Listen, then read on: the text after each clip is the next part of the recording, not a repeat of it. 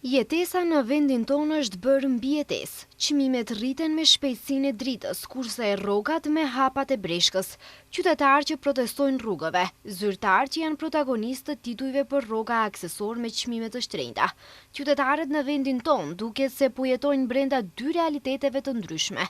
Nëse analizohet standardi jetesës në Maqedoninë e Veriut, shohim se shpenzimet mujore janë rënd të përballueshme.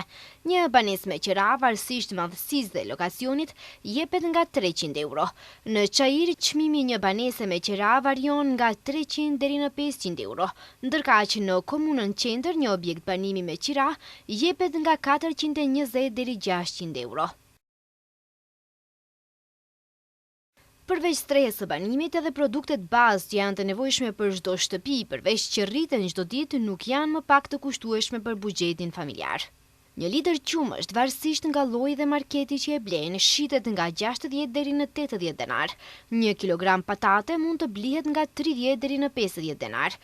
Kilogrami mollës dhe portokallit shitet nga 50 dhe 60 denar, e një kavanoz ajvar gjendet nga 70 deri në 200 denar.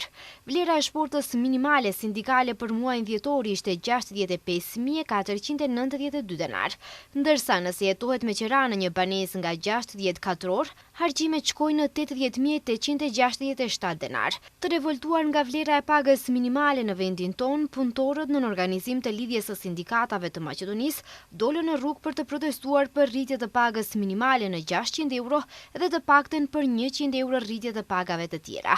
Sindikata ka muaj që kërkon rritjen e pagës minimale, ndërsa kryeministri ka thënë se rritja e pagave do të jetë lineare, që nënkupton një rritje prej 1.500 deri në 2.000 denar nga muaji mars.